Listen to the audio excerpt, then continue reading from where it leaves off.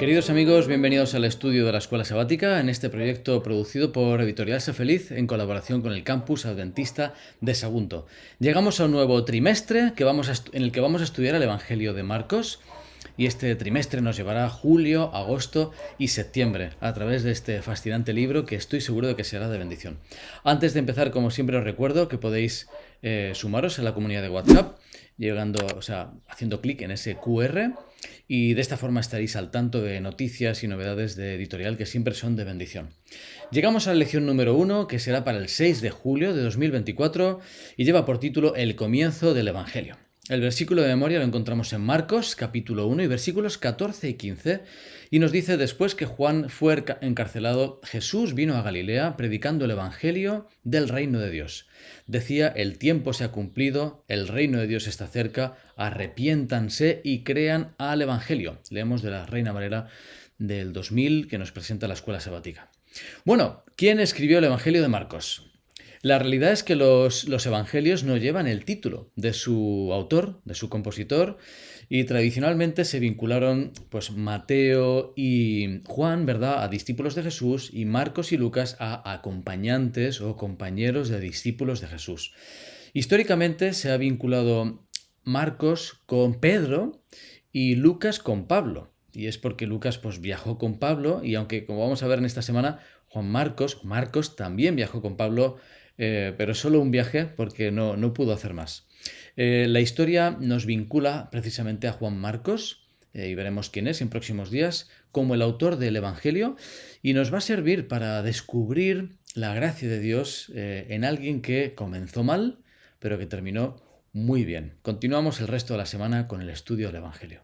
Hola amigos, continuamos con el domingo 30 de junio, el misionero fracasado. ¿Por qué se habla de esto?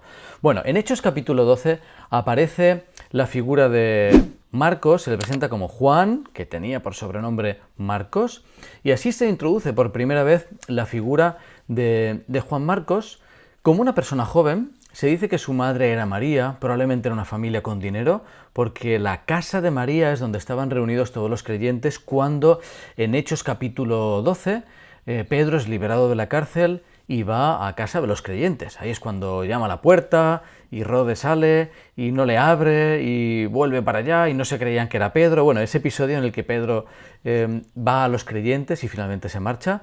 Eso ocurrió en la casa de Marcos, en la casa de Juan Marcos, porque su madre era María, la que aparece allí. A partir de allí, en el capítulo 13, vemos cómo Marcos acompaña a Pablo y Bernabé en su primer viaje misionero.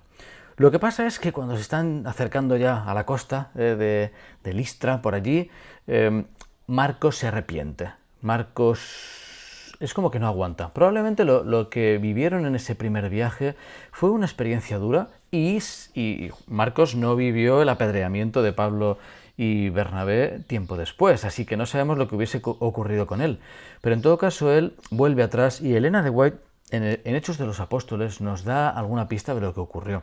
Dice: Marcos, abrumado por el temor y el desaliento, vaciló por un tiempo en su propósito de entregarse de todo corazón a la obra del Señor. No acostumbrado a las penurias, recordemos que era hijo de una familia rica, se desalentó por los peligros y las privaciones del camino.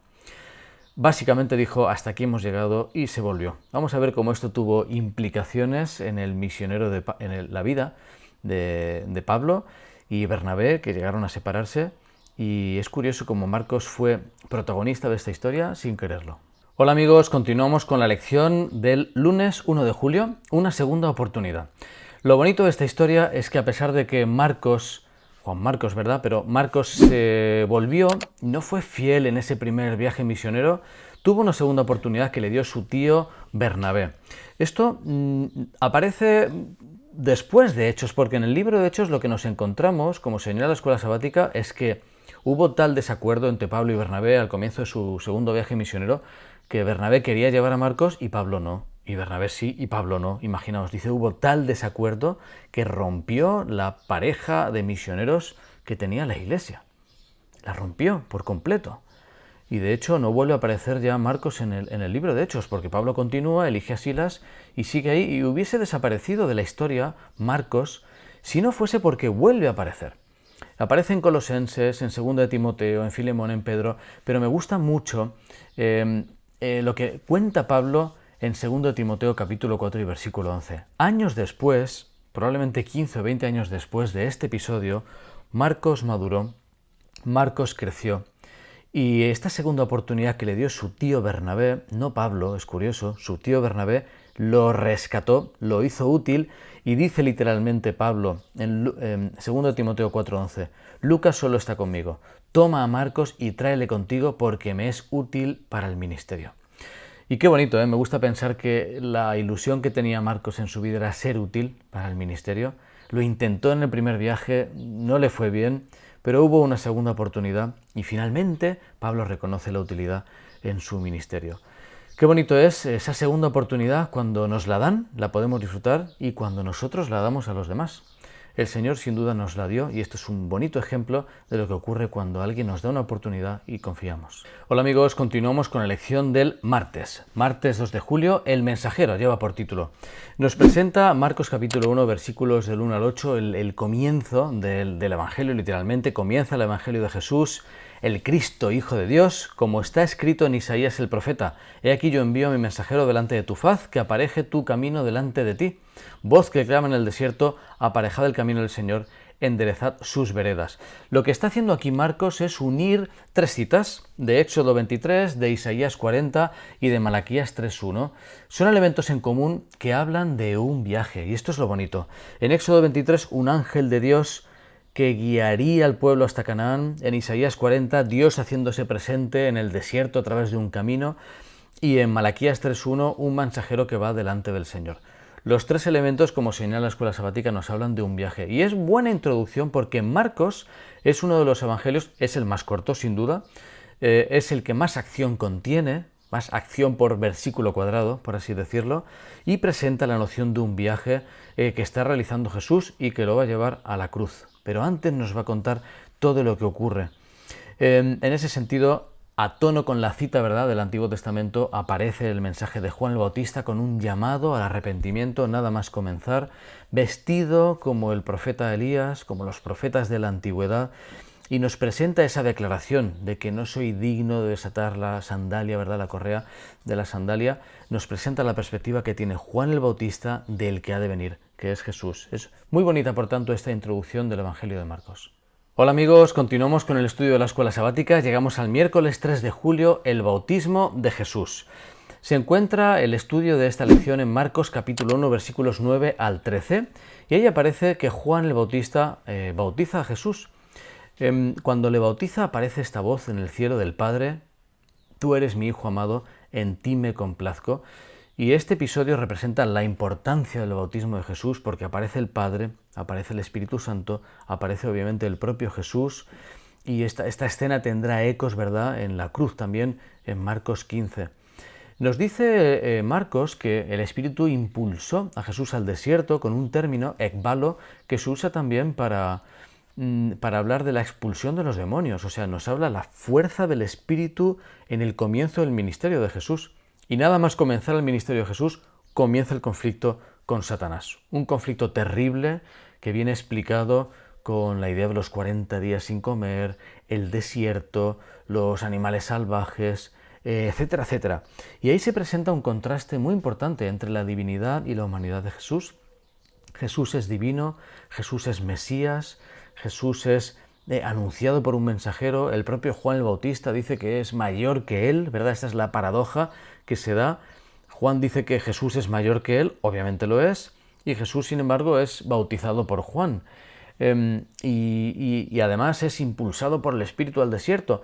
Y esta realidad de que es Mesías, pero a la vez es humano, que es bautizado por Juan, que es llevado al desierto, que es atendido por los ángeles, que pasa hambre, nos presenta el misterio de la divinidad y la humanidad de Jesús combinadas en este ser único en todo el universo, de verdad, y nos revela el amor del Padre por nosotros en el plan de salvación. Queridos amigos, continuamos con el estudio de la lección en el jueves 4 de julio, el Evangelio según Jesús.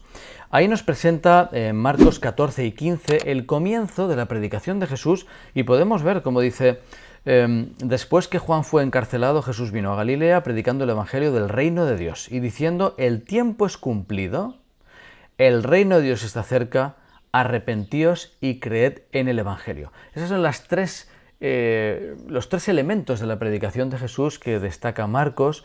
En la escuela sabática se habla de esas tres categorías, ¿verdad? El tiempo se ha cumplido, es la profecía cronológica de tiempo. El reino de Dios está cerca, es la promesa del pacto. Recordar a todos los creyentes pues que viene Jesús, ¿verdad? El reino de Dios se acerca. Y arrepentíos y creed al Evangelio es ese llamado a la acción, llamado al discipulado, llamado al arrepentimiento. En el caso del tiempo, es muy importante la idea de el tiempo se ha cumplido. La gente sabía en aquel tiempo, el deseo de todas las gentes nos revela que la gente era conocedora de que el cumplimiento de la profecía de las 70 semanas de Daniel estaba cerca. Así que cuando Jesús habla de ese cumplimiento, se refiere exactamente a las 69 semanas, ¿verdad? Esos 483 años literales que comienzan en el año 457 con el decreto de Artajerjes para reconstruir Jerusalén, y que cuando uno calcula desde el 457 esas 69 semanas, que son semanas de 7 días, es decir, de 7 años, ¿verdad? La profecía de día por año está atestiguada en la Biblia por Números 14, Ezequiel 4. Llegamos al año, como no hay año cero, ¿verdad? Sumamos todo, del -1 pasamos al 1, llegamos al año 27 de la era cristiana. En el año 27 Jesús fue bautizado, como nos dice el Evangelio de Marcos, y se convierte ahí en Mesías. Ungido es por el Espíritu Santo en el año 27. 3 años y medio después, ¿verdad? A la mitad de la semana ocurre la crucifixión en el año 31 y en el año 34, el fin de esa última semana, el apedreamiento de Esteban señala el fin de esas 70 semanas. Así que Marcos comienza fuerte su evangelio presentando lo que Jesús predicó y señalando el cumplimiento de los tiempos proféticos tan importantes en nuestro plan de salvación. Queridos amigos, terminamos ya el estudio de esta semana con el viernes 5 de julio. Se nos propone la lectura en el deseo de todas las gentes del capítulo La voz en el desierto u Heraldos del Evangelio en el libro Hechos de los Apóstoles. Lo importante aquí es el vínculo que se establece entre el Evangelio de Marcos, la predicación de Jesús, ¿verdad?, en el Evangelio de Marcos, y el mensaje del primer ángel en Apocalipsis 14. Si lo vemos en paralelo, como aparece en la escuela sabática, en Marcos 1 el tiempo se ha cumplido, haciendo referencia a la profecía de Daniel 9 que hemos visto, y en Apocalipsis 14 la hora del juicio ha llegado. Después el reino se acerca, la predicación del Evangelio eterno, ¿verdad?, esa promesa del pacto, y finalmente en Marcos 1 arrepentíos, en Apocalipsis 14 el mensaje es temed a Dios y dadle gloria.